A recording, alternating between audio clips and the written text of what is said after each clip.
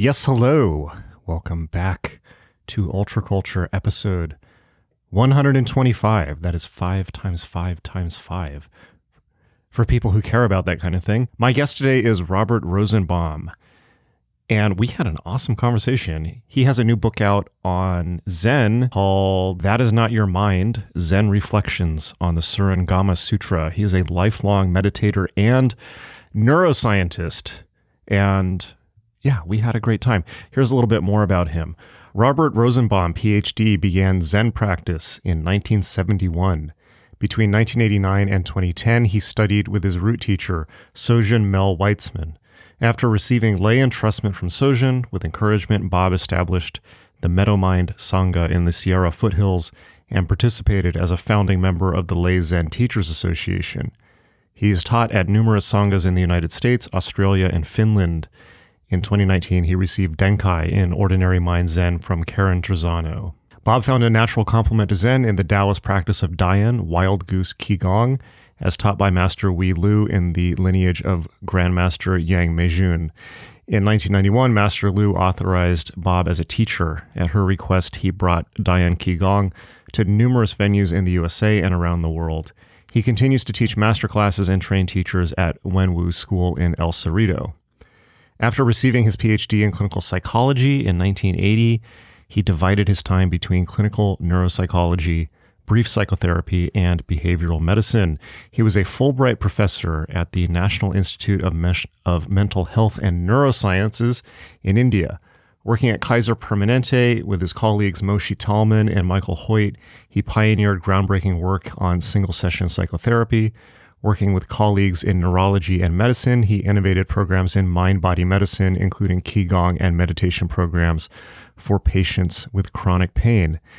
Super interesting guy, somebody who has, not only been a meditator for 50 years and deeply studied the spiritual side of things, but also neuropsychology and knows what's going on in the brain, or rather perhaps knows how little that we actually know about what's going on in the brain during meditation. All right, you are really going to enjoy this. But P.S., if you're interested in meditation, Magic.me has a brand new course on meditation just out now. A new mega course, Mastering Meditation. The best, in my ever so humble opinion. I know I made it, but I will stand by this statement. The best class on meditation on the planet, at least on the internet. Outside of physical exercise and eating well, meditation is the one thing that you can do for yourself that will become an investment in every single area of your life. Whatever you do, it will make you better at what you do. It will improve your intelligence. It will improve the quality of your sleep. It will improve your mood, your relationships with important people in your life. It will improve your sex life by improving the quality of attention. It will even, as new science is beginning to show, potentially lengthen your lifespan, as it will actually lengthen your telomeres, your genetic markers of aging and your lifespan. Crazy stuff. If that's not an awesome sales pitch, I don't know what is. It will literally improve every single area of your life. And in addition to that, it will be more pleasurable and more fun than like 80% of the stuff that you're doing right now, like video games, drinking, whatever it is that you do to escape from reality. I guarantee you, meditation is not only better for you, it's a whole lot more fun and feels a lot better and is a whole lot more rewarding. You could be saving potentially hundreds of thousands of dollars over the years just cutting that stuff out and finding something even better. All right, it's at magic.me. Mastering Meditation, magick.me. Scroll down on the front page to the list of courses. It is the one with the animated woman meditating. Mastering Meditation. I will see you in class. All right, here's Robert.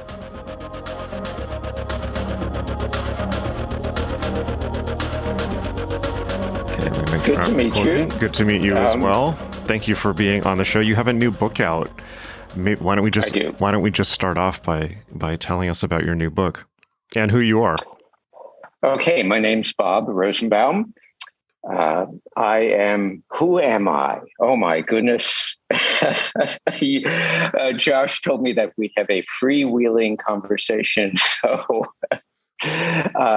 Actually, when I thought of freewheeling conversations, I thought of a verse from the Tao Te Ching, which is 30 spokes project from a hub. The center is empty, so the wheel can turn. Aha. I love that quote. And when you ask me, who am I sometimes have started off various presentations with that question.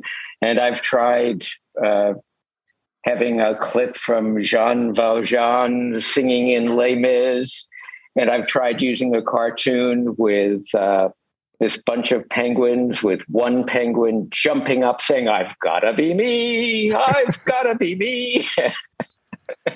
Who am I? My name's Bob Rosenbaum. I am a 72-year-old person living in Sacramento, worked a long time as a psychotherapist, neuropsychologist.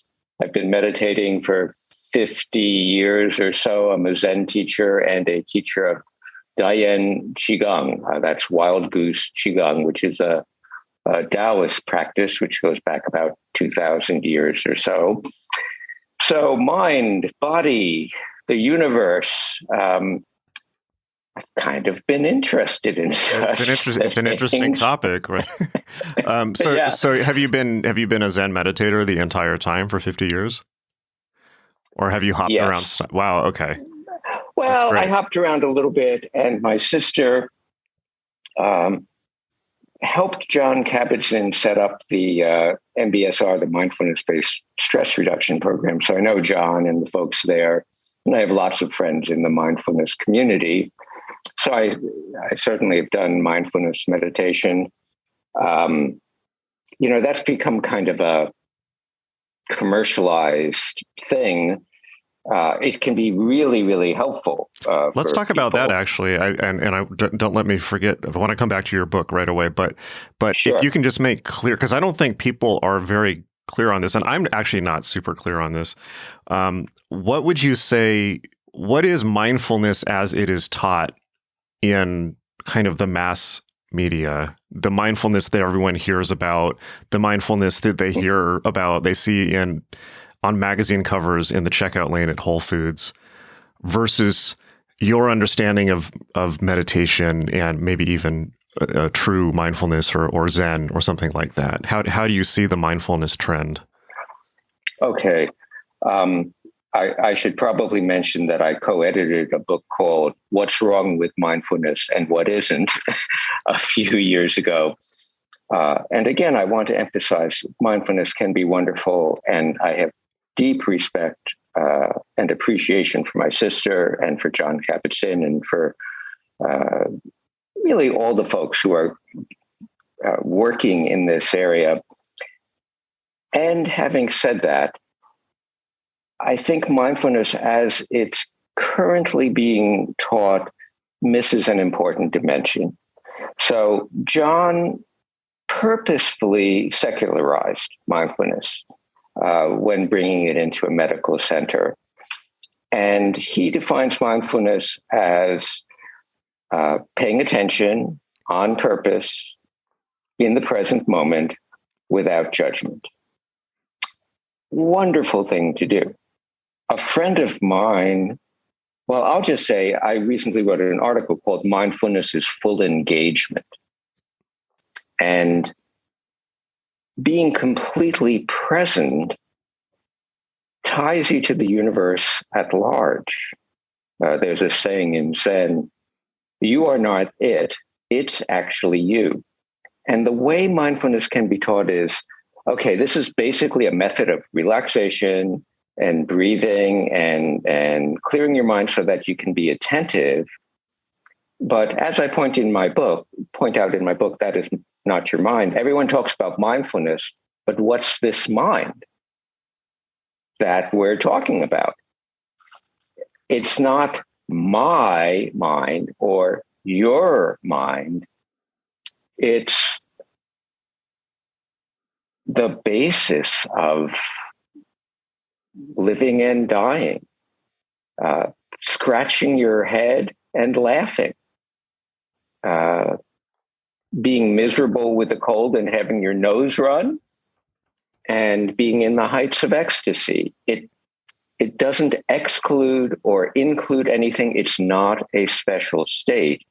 And when you teach mindfulness without the wider dimension, it becomes a method of controlling experience.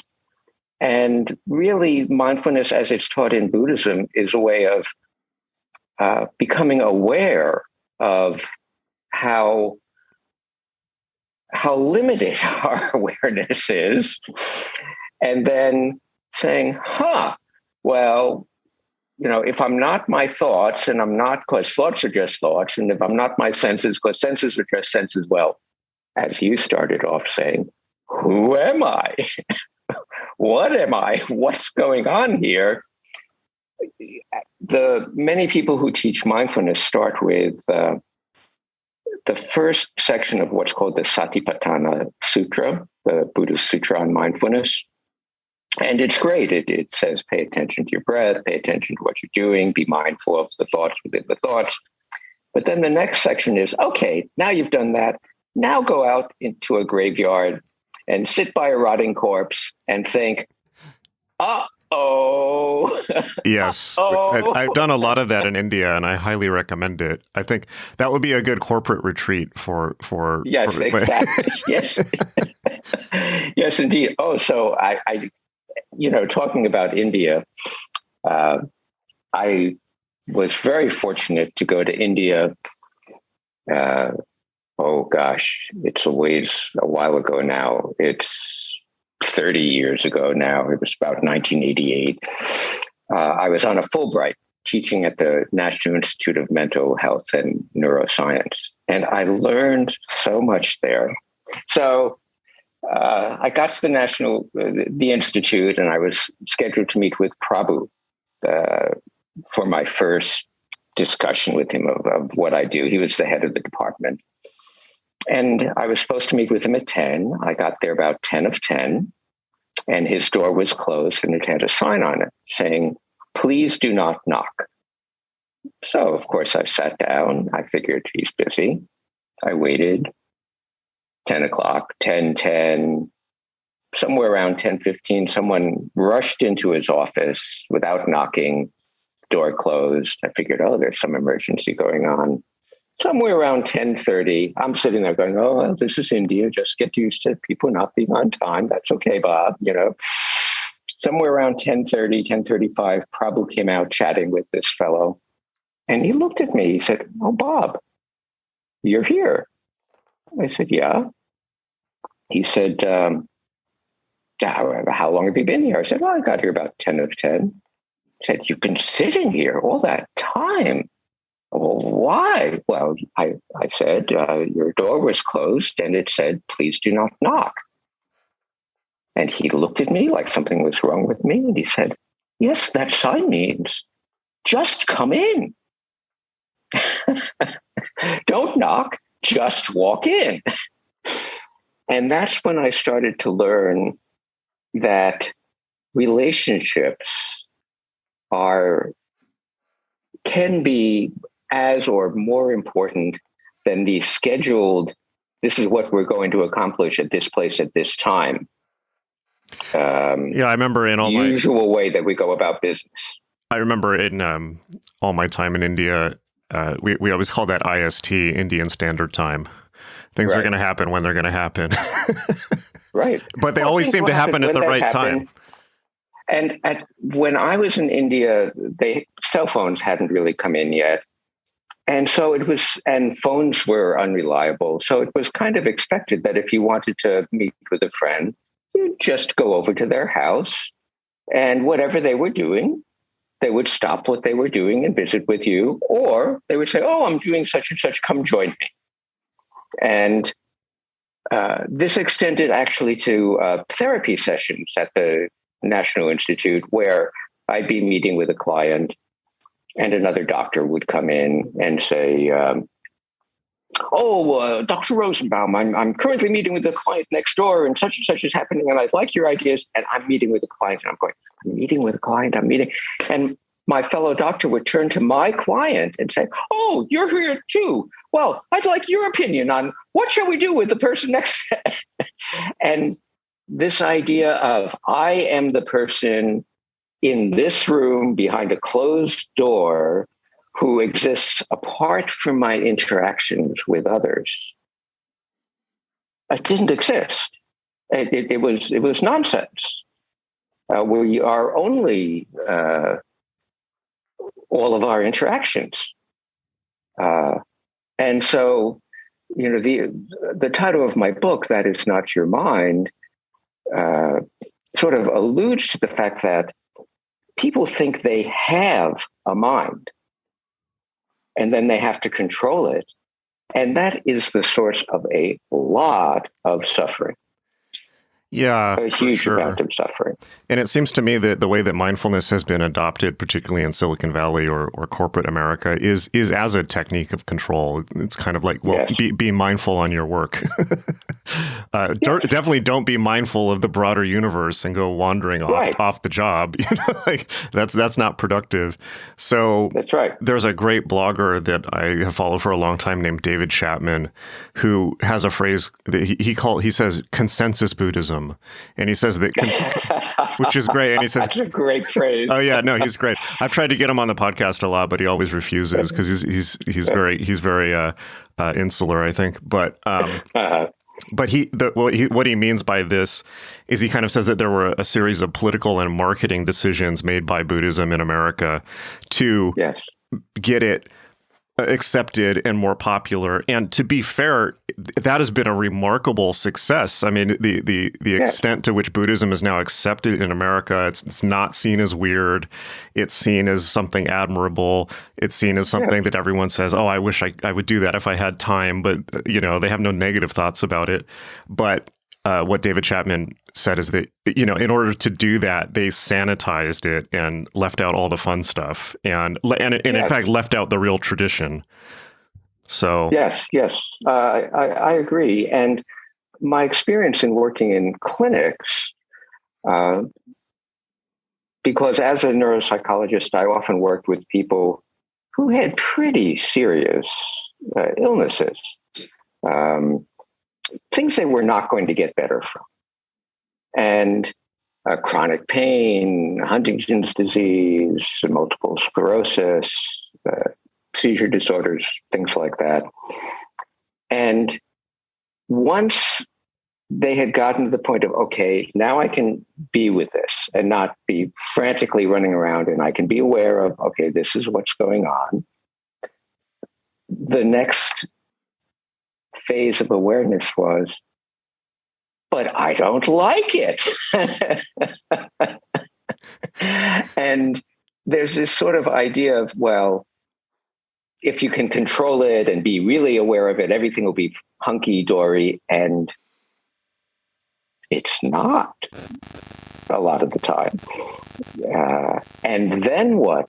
And my experience was that people were hungry and are hungry for something which gives some sense of meaning, some sense of belonging, some sense of something larger than themselves. And I think mindfulness, as it's been commercialized, and again, I want to emphasize, I really think a lot of the folks in the MBSR community have tried very hard not to commercialize it. As you said, it becomes a technique of control, which can wind up disappointing. Yeah. What were those? I'm curious. What were some of those? If you want to go back there, what were some of those conversations like with people who were not going to get better? And what did in those moments? What were the things that you fell back on to tell people from your own spiritual training? In the real moment, tell people anything, but I do try to listen and respect. And actually, just before coming back to your question, the other aspect of mindfulness is it's become kind of manualized and, do this, then do this, then do this. And there's a wonderful dialogue with Zen teacher Zhao Zhu, where someone says, "What's meditation?" And Zhao Zhu says, very Zen, "Oh, it is not meditation." And the other person says, "What do you mean meditation is not meditation?" And Zhao Zhu looks at him and says, "It's alive." And how do you maintain the aliveness, which is all over the place and it's messy, and meditation, it's different every time. And when you try and pin it down to, okay, and it's going to be just like this. And so I've had many people say to me, I can't meditate. I don't know how to meditate. And meditation's natural. It's a natural state. Everyone can. But coming back to your question of the sorts of things I would hear from people, here's one example. So as a neuropsychologist, I would sometimes do tests with people to see, okay, how's your thinking and your memory and whatnot. And I remember one patient I had who had the Huntington's gene. And for those of your listeners not familiar with Huntington's disease, this is a disease where if you have the gene, you're going to get it. And generally, you're going to get it somewhere around 50 years old or so. And over the next 5 years or so, once it starts, you're going to turn into a vegetable and die. I mean, it's a terrible disease. And there's all kinds of controversies of, should I test and find out whether I have the gene? Should I have children? Things like that. But this person knew she had the gene. I had tested her to sort of establish, okay, everything's okay. I tested her a few years later, everything's okay. But on this occasion, I tested her, and it was clear the disease was starting. So I said to her, well, I'm sorry to say the test results show, you're starting the disease process. And she looked at me and she said, why do you say sorry? Why do you say you're sorry? And I was surprised because I knew she understood what was happening. I said, well, this disease is progressive, and you're in for a difficult time these next few years, and your family is. And she looked at me and she said, don't say you're sorry.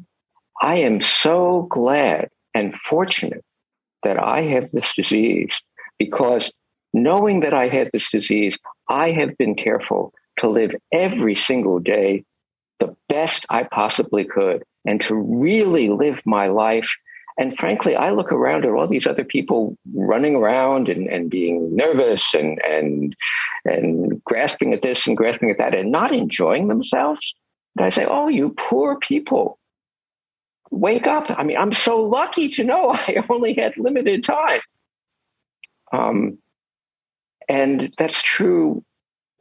We all kind of forget the fact that, any moment, that could be it. You could die. And one of the things that I try to convey to people is this whole notion of time. Time is not measured by clocks. Zen teacher Dogen once said, the mind arises in a moment. And you think, oh, yeah, that's true. And a moment arises in the mind. You think, that's true too. What does that mean? To which Dogen says, this is the understanding that yourself is time. And you sort of hear that and you go, oh, that's another weird Zen-y thing. But I think to rephrase it, the way I rephrase it is, you are the time of your life. That's who we are. We're the way that our time unfolds. And if you ever feel like time is not your own, something's wrong. What do you mean Every moment is your moment. What do you mean by time is not your own? What would an example be?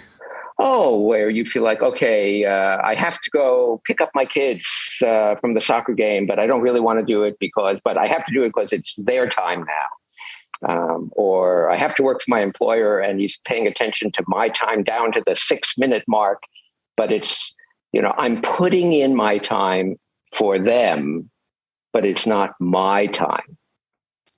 Well, whose time is it?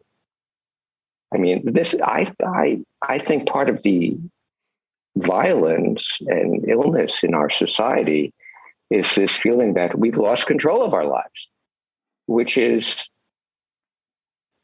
I mean, it's ultimately not true. Why do you think that is? And do you think that's a new feeling that people have, or has it always been that way? I don't think it's always been that way. You can go back to the Greeks, and there's a Greek poet who says something like, a pox on the person who invented water clocks. I mean, before then, I ate when I was hungry and I slept when I felt like sleeping. And now I have to wait until the water clock says it's time to eat. So it has been for a long time. But just to give an example, the Romans dealt with time by saying, okay, let's figure out how much darkness there's going to be today. Let's figure out how much daylight there's going to be today.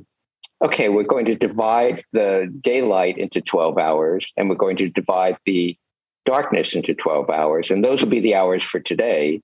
So every day, hours were a different length. Wow. And their empire functioned pretty well that way, and when you think about it, that's a pretty good way of doing things, to have longer daylight hours during the summer and shorter daylight hours during the winter so that people can rest more. And it would keep you in contact with the actual process of the day rather than it being an abstraction. Exactly. And in fact, people think that clocks measure time. Clocks are ways of coordinating with each other, but every clock measures time differently. And if you talk to physicists, they can demonstrate if you put a watch at the bottom of Mount Everest and at the top, they'll tell different times. It depends on how fast the things are moving. It depends on gravity. And atomic clocks, these incredibly precise clocks, which measure 10 million vibrations per second or something like that. They disagree with each other. There's about 160 atomic clocks scattered around the world. And for scientific purposes, the way they figure out the time is they take a measurement at what's supposed to be a certain time. They take all 160 clocks. They figure out, well, this clock's been a little wonky lately. This clock's been okay. This clock, there was a hurricane.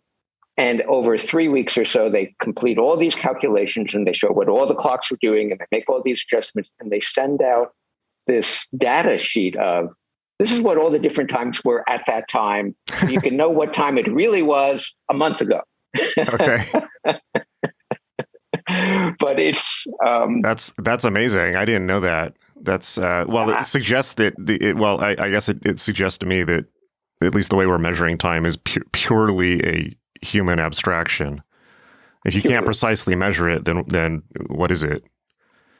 Exactly. But we pretend that it's real, and then people have to be productive in a certain amount of time, which is kind of nuts. And here's a simple example. So right now in medical clinics, physicians are generally required to see 4 to 6 patients per hour. And every patient has 10 to 15 minutes. That is nuts. That is insane. It makes no very sense. Frustrating from the patient's perspective. It's like... Yeah. And when I was young, if you wanted to see a physician, you'd go into their office, And they'd have office hours between 9 and 12, and you'd go in and you'd wait your turn. Yeah. And when it was your turn, if you had something simple, maybe they'd see you for a few minutes. If you had something complicated, maybe they'd see you for 45 minutes. They did what was necessary. And nobody complained. And so it's not like the system has to be 15 minutes for everyone. It didn't used to be that way as little as 40, 50 years ago. But now we've gotten into this productivity paradigm, which is driving people crazy and frankly, making them ill. Yeah. Yeah. Yeah, I've always found that extremely frustrating. And particularly when you think of the hoops that people have to jump through just to get in front of a doctor with scheduling and insurance and bills. And it's madness. And also when you hear about how doctors and nurses, and particularly doctors, have to drive themselves into the ground doing that, taking stimulants and trying to make up their student debt in this productivity mindset, and how a lot of them just break down and become drug addicts. It's just madness. Yes. My brother-in-law was a physician. He's retired now. He worked for the same HMO for 25, 30 years. And maybe 3 or 4 years before he was going to retire, the administrators took him aside and said, Dr. L, you've been seeing 3 to 4 patients per hour. And he said, yeah. And they said, well, the average here is 4 to 6 patients. And he said, yes, well, I've been here for 25 years. And so most of my patient panel is elderly and they're complicated and they take a while. Oh, we understand that, so we're going to give you a choice. You can either see 4 to 6 patients per hour and continue at your current pay, or you can take a pay cut and continue what you're doing. And I take my hat off to him. He said, I'll take the pay cut. Wow. Because I can't do a good job this way. Well, maybe this is a good hopping off point, because one thing that I really wanted to talk to you about is, just because we were talking about the medical profession, is your work in neuroscience and how that has. I'm particularly interested in how that's informed your understanding of what's actually happening in the brain scientifically during meditative and bliss states and things like that. Sure. So I was I was not originally planning to be a neuroscientist, but when I did my internship back in the mid-'70s, I happened to wind up at the Boston VA, where all the great neuroscientists of the world were there at that time. And they basically showed me some of the wonders of, hey, this brain and what's going on in the brain can actually affect how you feel and think, and some of these psychiatric issues and feeling issues are brain issues. So that was very helpful. And as I continued in the field, I began to be aware of its limitations. So what's happening in the brain is very, very important. And the brain is not the mind. So when I've worked a lot with chronic pain patients, and the neurology of pain, it's really important to know the neurology of pain. So it turns out a lot of patients who have pains in their organs and their viscera, or who have chronic pain, the pain sort of moves around into different parts of their body. And that's because certain pain fibers don't give you good information about where the pain is. They basically say, something not good is happening here, deal with it. Other pain fibers tell you what kind of pain it is and where it is and whatnot. But the ones in the viscera don't tell you much. So a lot of patients, almost every chronic pain patient who's had pain which wanders around has had the experience of going into a physician saying, well, my pain used to be on that side, but now it's over here. And the physician says, it's all in your mind, it's psychiatric. And they just don't understand the neurology. A lot of physicians, unfortunately, are not trained in this. So we need to know the neurology. And there's a saying amongst chronic pain professionals, the strain in pain lies mainly in the brain. Actually sing it sometimes. The strain in pain lies mainly in the brain. But I like to modify that and say, yeah, that's true. But the mind, pain's bind, unwinds when mind becomes more kind. And kindness, sure, there's various chemicals which float around in the brain when you're being kind. But when you're being kind, it could be many different sets of chemicals. It could be many different patterns of neuronal discharges. And so one of my friends who's the head of research at a certain kind of brain science at UCSF, when I was still into, and meditation and the brain. And he said, a lot of people are interested in finding out that the brain changes, when you meditate. And my friend looked at me and said, what's the big deal? Your brain changes whatever you're doing all the time. Wow. And it's true. And there's one study I like to cite where there's a great study of mindfulness where they show structural brain changes with, just a few sessions of meditation for 20 minutes each. The thing is, they did a comparison group where they did just a few sessions of 20 minutes each, which got the same brain changes from 20 minutes in a tanning salon. Okay. It was the same brain changes? Same brain changes. Okay. And so do you think that was just from relaxing? Well, yes. A lot of it's just from relaxing. And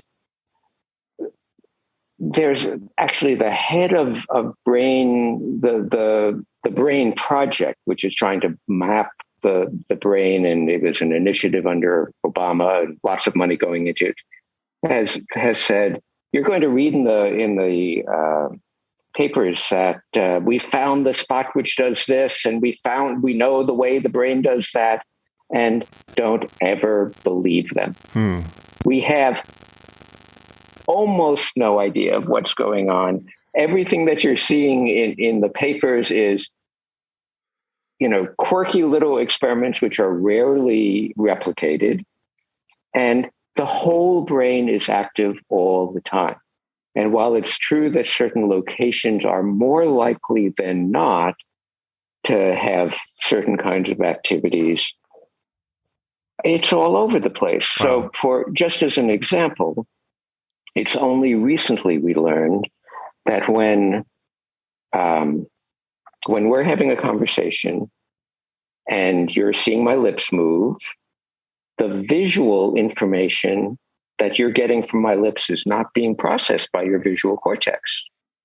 It's being processed by your auditory cortex. Huh. Okay. Which makes sense because we're having a conversation. Interesting. And, you want to sit with the brain and say, wait a second, it's visual, so it ought to go to the visual cortex. And the brain says, well, that just doesn't work so well for us. That's interesting. Well, let me ask you this. I'm curious. I've done a lot of personal experimentation with transcranial direct stimulation.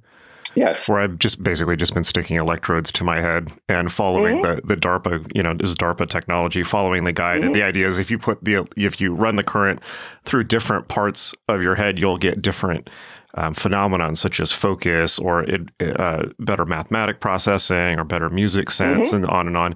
And it all seems to work as it says on the can. It could have obviously be placebo effect 100%. But there seems to be something to it, at least something, even if it's subtle. So, there's definitely something to it. Okay. It's just that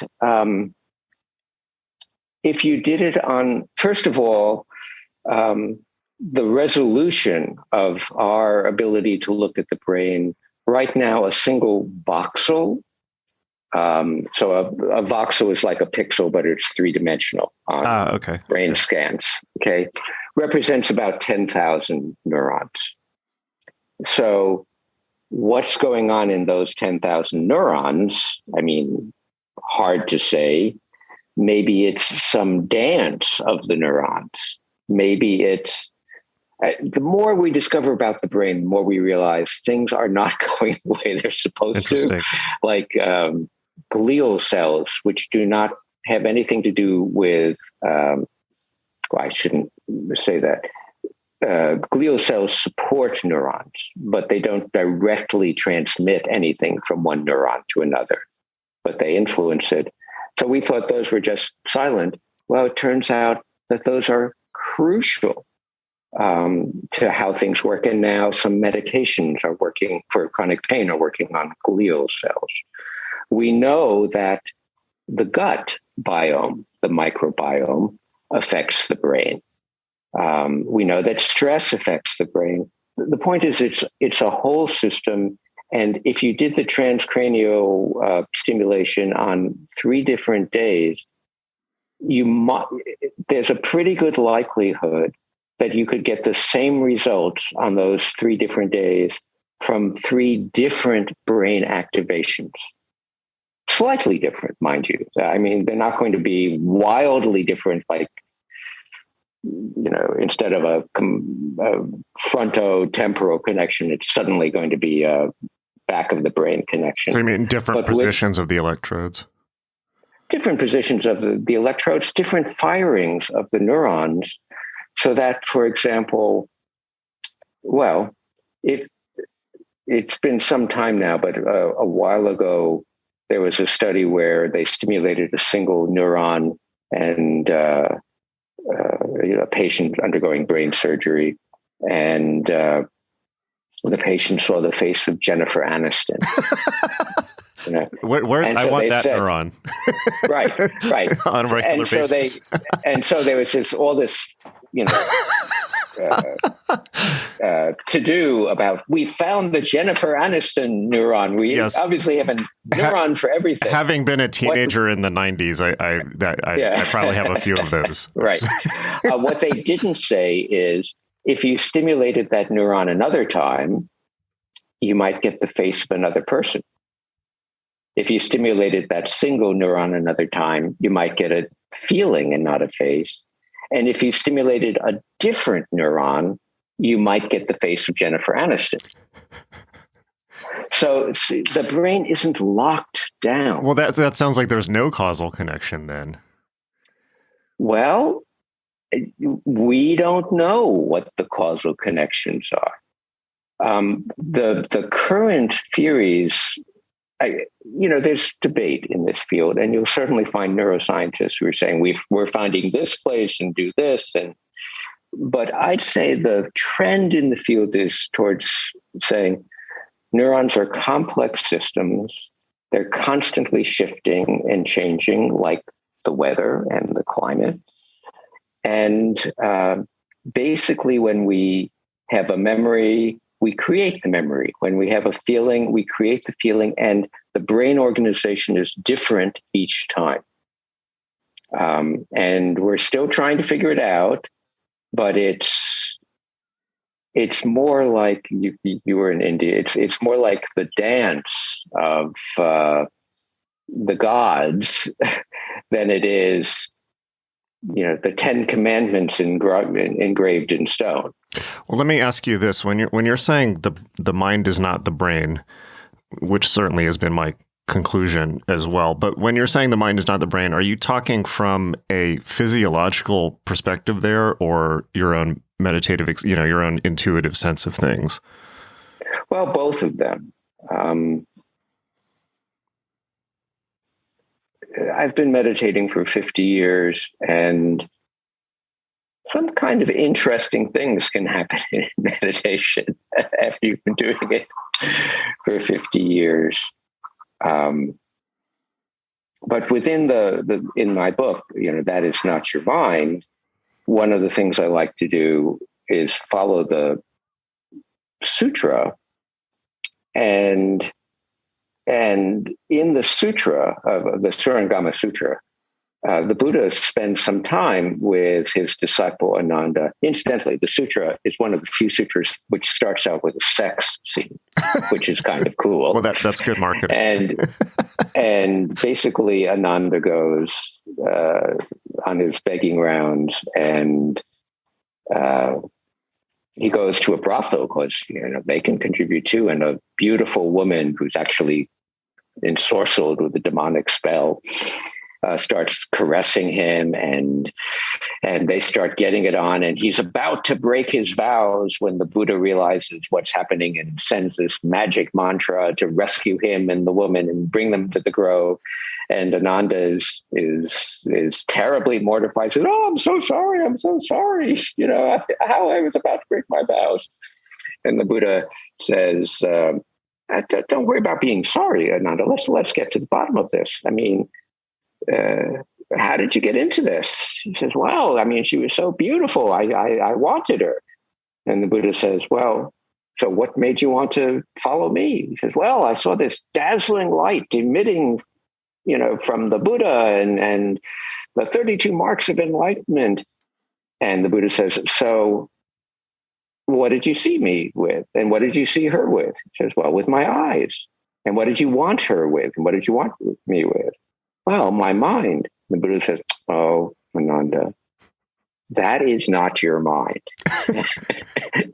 You're mistaking the objects of mind, the sensation, the objects of sensation with mind itself." So there's another point in the sutra where everyone's saying, "We don't understand, we don't get it." And the Buddha kind of sighs, "Okay, look, let's try again." And he rings a bell. He says, "You hear the bell?" Everyone goes, "Yeah." And the bell fades away. He says, "Now do you hear the bell?" They go, "No." He says, "Let's try it again." Rings the bell. You hear it? Yes. Fades away. No. Does it a third time. And he says to everyone, "Why are you giving such wrong answers?" And they say, "What do you mean? We heard the bell and then it faded away and we didn't hear the bell." He says, when the bell faded away, you had to hear that you were not hearing the bell. Your mind includes everything you're not experiencing and sensing, as well as everything that you are. Which, when you stop and think about it, it's like, oh, so everything I'm not aware of is part of the mind as well. That's a different view of mind. This is getting into deeper waters, but great. This is part of what's called mind-only school of Buddhism, but it's an incorrect or misleading idea. It's not that everything is the mind. It's that there are no things which stay put. That everything's fluid and constantly changing, and it's that total happening, which, for lack of a better word, we call mind, in which we're part of. And so it's experiencing the connected, ever-flowing vibrancy of that, which is mind. What if you and I talking right now, that the words which pass within us we're each a neuron in the great brain of the universe, and the words which are passing between you and I are the neurotransmitters. As long as I get to be next to the Jennifer Aniston neuron, then I'm right. Exactly. I'm quite happy with being minuscule. That's right. Well, being completely minuscule and completely beyond measurement. Yeah. I've often thought that, not often. Recently, I've been thinking that Buddhism basically is just a technology for orienting to time, to dealing with the fact that it's constant. We're in time and we can't fix it in place, Yes. which is what obviously the source of all of our suffering is trying to get things to stop changing. Yes. But you yes. can't. And it's not possible. So your mind has to accept that. Yes. Nobody really knows what time is. Nobody really knows what space is.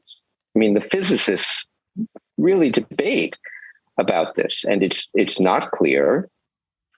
There's one school of physics which says, every moment exists always, has existed, will exist, is existing always. We just go from moment to moment. And so it looks like they're strung out in a line, but they're all there all the time, which actually fits with Buddhism very well. Whether I don't have the mathematics to be able to evaluate these complex physical models, but they are just models, and it really affects the way we approach our lives. I like to say when I'm talking about you are the time of your life, that means you don't change from one thing to another. When you're a kid, you're not a half-grown adult. When you're 72, like I am, you're not a decayed adult. You are who you are, but our society likes to kind of push people into thinking, oh, well, I've got a ways to go, or, well, not much time left. I don't know when I'll die, but I know I have my whole life ahead of me. Well, on that note, talk about liberation, because if I'm correct, so you focused in your book on the Surangama Sutra, but you talk a lot about being liberated through your sensory life. And so I'm curious why you chose this sutra in particular, and what the prescription for liberation is. A prescription for liberation.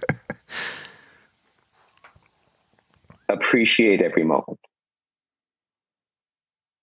It's really that simple. That takes a little training, though. And what attracted me to this sutra is because it deals with sensory and perceptual phenomena, and as a neuropsychologist, I'm attracted to it. And I loved the fact that it started with sex. Yes. Which it's very has been a problem in Buddhism. How so? In terms of... How so? Well, because Buddhism came to us from a monastic model, where basically you had to be in a monastery or the equivalent of a Buddhist convent, to get enlightened. Actually, couldn't be a woman and get enlightened in the patriarchal Buddhism. Although there's a great sutra which says otherwise. Anyway, which one is that? Just so people can look it up if they want. Oh, in the Vimalakirti Sutra, there's a place where a goddess comes, and she's this completely enlightened goddess, and she visits, I believe it's Shariputra, and Shariputra says, but you can't be completely enlightened. You're a woman. And the goddess says, oh, really? And she goes, poof, and turns Shariputra into a woman. And Shariputra goes, and she says, now do you think that you can't be enlightened if you're a woman? Just turn me back. Okay, woman, male. Doesn't matter. The Vimalakirti Sutra is an amazing sutra. Anyway, in terms of prescription for liberation, there's a section in the sutra where it says, you're going to have all these weird experiences. They'll all be okay as long as you don't think you're a sage. Um, and that's really good advice. Yes. To understand that we can't understand, that understanding, there's a section in the Sutra where the Buddha says, an enlightenment to which understanding is added can't be true mind because you're adding something to it. And an enlightenment to which understanding is missing can't be enlightenment or true mind because it's missing something. So you have to get beyond have it and don't have it, is and is not. And embrace fully that which you cannot grasp, but are completely involved in. It's very hard to put into words, but the first step is to realize, I have a very, very teensy, boxed in view of what life and death are, and me and you are. That's the first step. And then to let go of that a bit, and then explore without ever, for one of the ways I'll instruct people to meditate is, okay, just sit down and don't add anything and don't subtract anything from what you're experiencing. And don't believe that what you're experiencing is actually what it is. People hate that. But why? How do they respond to that? Well, it takes away all of your props. Yeah. And people say, well, but how do I do that? It's not about doing, and it's not about you. Very confusing. It's very confusing, and confusion is a good step along the way. Yes. But we shouldn't be attached to confusion, just like we shouldn't be attached to understanding.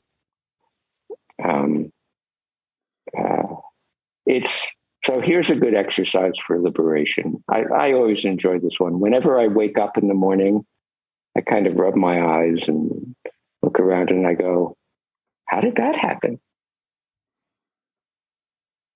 How did I wake up? And I kind of try to feel my way into that. And it's like, and that's going on all the time. That the cells in our body are waking up and going to sleep. You can ask yourself as you go to sleep, how is this happening? I mean, if it's you doing it, you're going to get in the way, then you get frustrated. If it's not you doing it, well, then who is it? Magic trick. Yeah. Well, that's actually, you just summarized the Surangama Sutra in a way. The Buddha says, everything that you think and feel, it's kind of a magic trick. So approaching it with a sense of wonder and awe and delight, even when you're feeling bad, is very helpful. It's not so easy when you're feeling pain and feeling upset to go, this is kind of cool. But you can train yourself to do it. Yeah, you mentioned earlier, you said, it requires training, and there was, I at least perceived a bit of an exasperated edge to that. But actually, I really like the fact that it is trainable, because that means it's not, I think a lot of people approach spirituality with the special person syndrome, like the idea that either I'm a spiritual person or I'm not, right. And they approach everything as either I'm good at this or not. And if somebody tries it and they don't immediately get the result, and they're like, well, I'm not good at this, and then they go to the next thing. So I really like to approach spirituality like physical exercise. I mean, if you can train it, then it's doable. Then it's, it's just a question of putting the effort in. And that I think actually is very, very liberating for people to realize. It's just, you just need to kind of like practice it. Yes, that's why, in Zen, we emphasize practice and realization, same thing. And physical exercise is a good example. It's one of the reasons I teach Qigong and have a physical practice. You can train and train and train, and on a certain day, everything comes together and it's wonderful and it's just effortless. And the next day you go, okay, wow, that was really cool. I'm going to do that again. And it's awful. Nothing works. And if you don't train, you're never going to get anywhere as close. I mean, you'll never have the opportunity to experience these ups and downs. If you do train, sometimes the magic happens. Actually, always the magic happens, but it doesn't always happen the way we want it to happen. Yeah, that's really important, I think, for people to... That's something that Buddhism is super good at communicating. It's just don't get hung up on the results, because you don't really know why they're happening, and they may never happen again. And in terms of the magic always happening, yeah, I think that for me, at least in my life, one really clear way to think about that, even without spiritual terms, in terms of being grateful for your experience, even when it's really bad, is just to think, well, at least I'm alive. Yes. You know, it's like, right? Like every day above ground is a good day. You know, it's like, that'll shift my consciousness real quick. Yes. And I was teaching Qigong one day, and I was teaching a particularly difficult movement. And my teacher happened to be walking through the room while I was teaching the class. And she heard me say, so I've been doing this 15 years or so, and I figure another 5, maybe 10 years, and maybe I'll kind of have it. And my teacher stopped and said, oh, Bob, no, not another 5 or 10 years. And she paused and smiled, and she said, whole life, Bob, whole life. And I'm so grateful to have her and her husband as teachers. Her husband was a master calligrapher, and, with his calligraphy in museums around the world. And he wrote, when he was 90 years old, he wrote for one of his books. So I started learning calligraphy when I was 6. When I was 70, my brush started to obey my intention.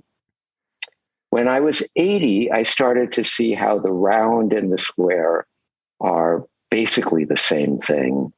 And now that I'm 90, I see there's so much more to learn. That's great.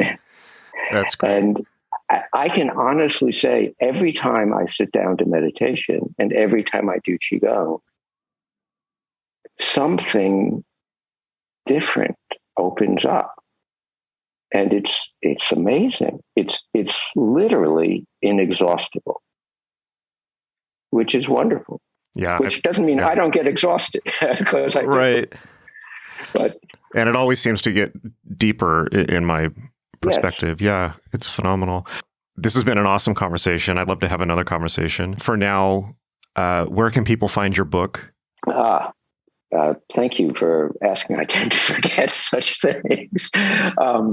My book's available on Amazon and on Shambhala website.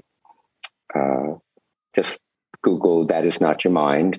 For my website, you can either Google Zen Qigong, that's ZenQigong.com, or Meadow Mind, MEADOW, like the Meadow Mind.net. I just like I love hiking and mountain meadows. So the mind as a meadow mind, I like putting that on my website. That's great. That's great. Okay.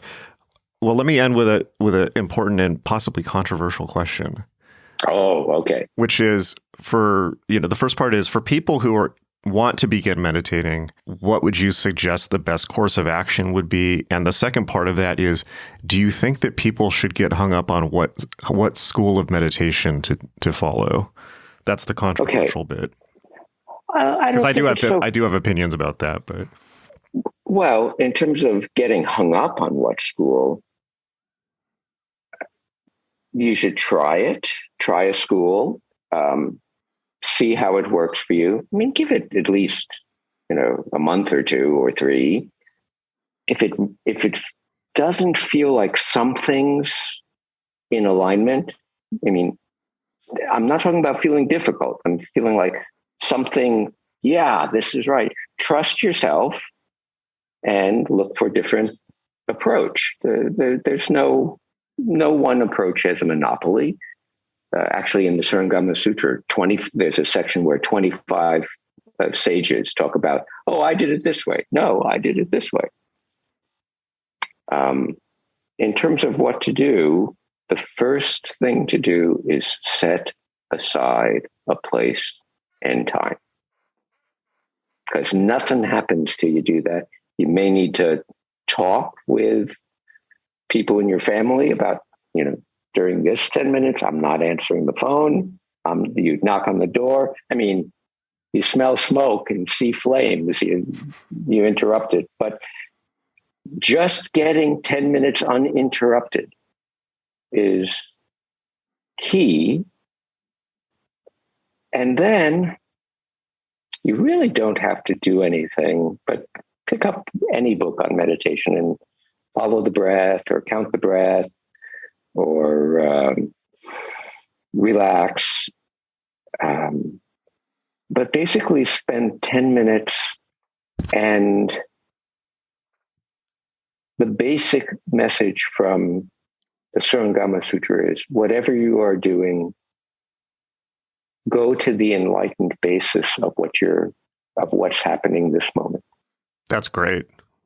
And then you'll find, I have no idea what I'm doing. And you'll start looking around for ways to help you.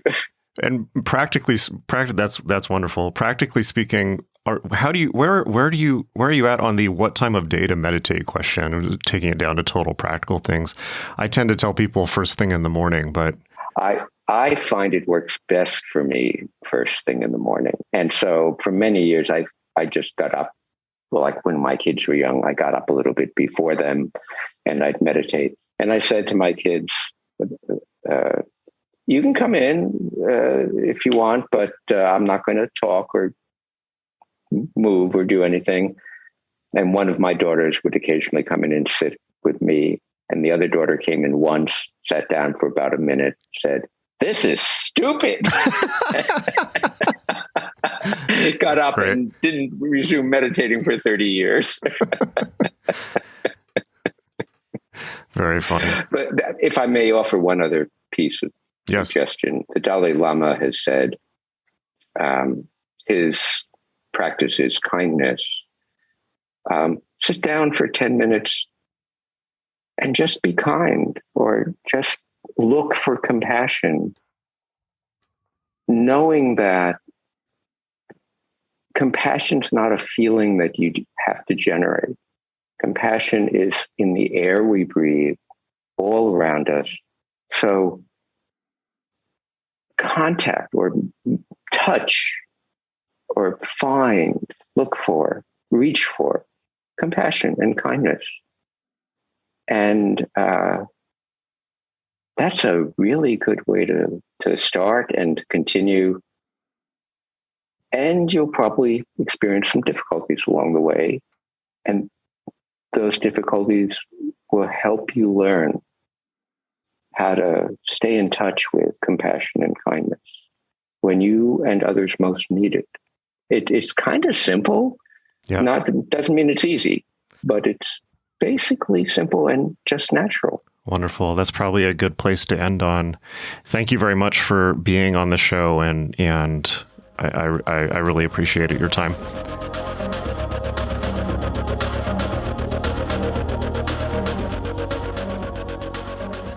All right. Hope you really enjoyed that. Make sure to meet us in our new Mastering Meditation class at magic.me, magick.me. Not only the greatest magic.me course yet, but also the greatest meditation course on the planet, at least the internet part of the planet. I will see you there. Magic.me, Mastering Meditation. Scroll down to the course list on the front page of the site. It is right there. See you in class.